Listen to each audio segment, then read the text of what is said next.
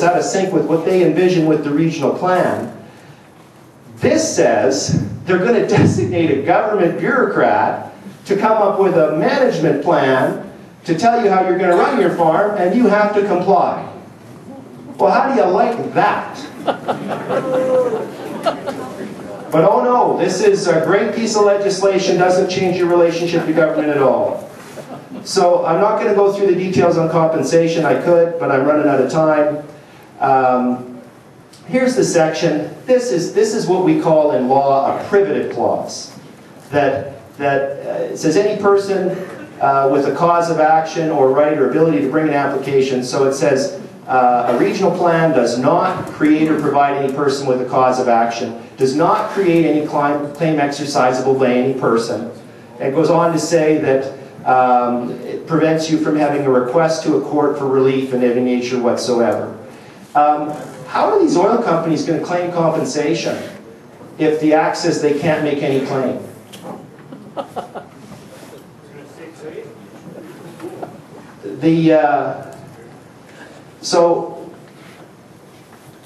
And also keep in mind that the section 13 that I've talked about, and I think it's coming up. Joe, go way up a bunch of slides till you see the picture with the law on the bottom right. This clause, keep going. This clause, I got a phone call from Karen Selleck, who is a well-known lawyer. She is currently Senior Litigation Counsel with the Canadian Constitution Foundation in Toronto. And she phoned me about this legislation, and the first thing she said to me was she had never before seen a piece of legislation that was so carefully drafted to prevent citizens from having access to the courts than this law. Okay? That's what she said. And this is the section that does it. This law has been deliberately designed so that if the cabinet takes something from you and you don't like it, you can't go to court to protect your rights. And at the same time, it actually enlarges the opportunities for environmental groups because of the jurisdictional changes it made to each of the home statutes of the ERCB, the NRCB, and Alberta Environment. It's a complex point. I could lay it out for someone in detail if I had more time.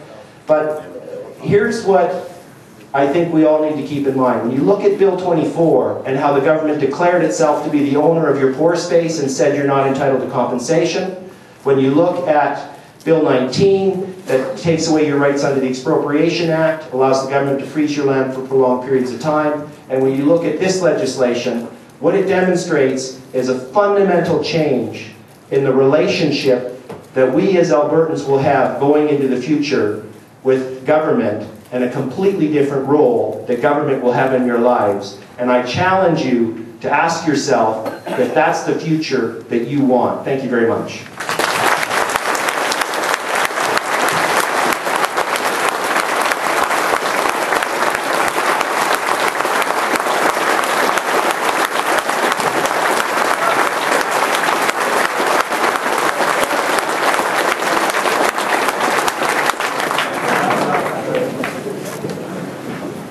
Ladies and gentlemen, you've now heard both sides.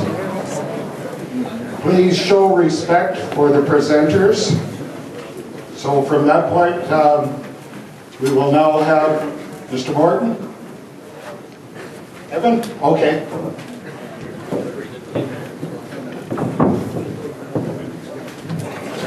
Thanks again, Ken. Actually, I'm no lawyer, but Keith, Section 4 in the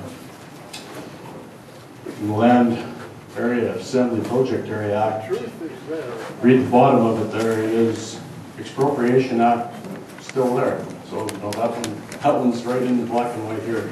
But regardless of that particular comment, ladies and gentlemen, I want to say the South Saskatchewan Regional Advisory Council report has come into government.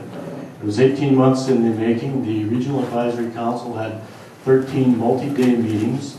And you know, I know what Keith's been saying and the different things he says might happen. I want to tell you what's in here.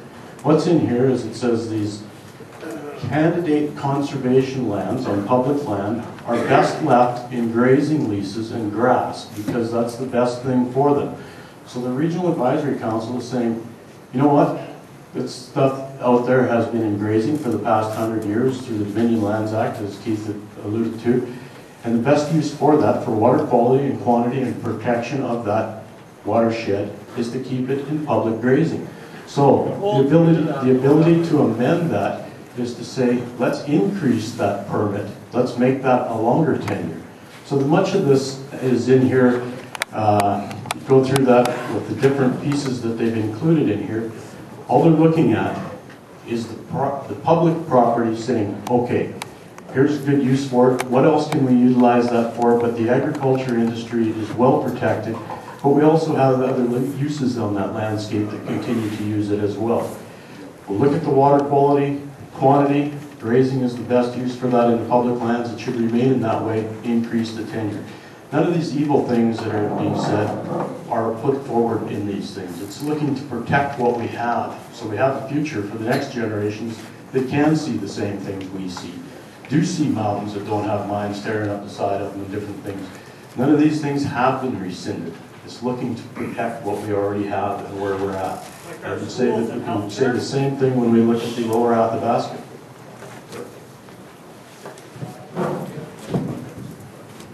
Thanks, Evan. And I'd say the same thing. You know, Keith is saying, look at all these terrible things that are going to happen.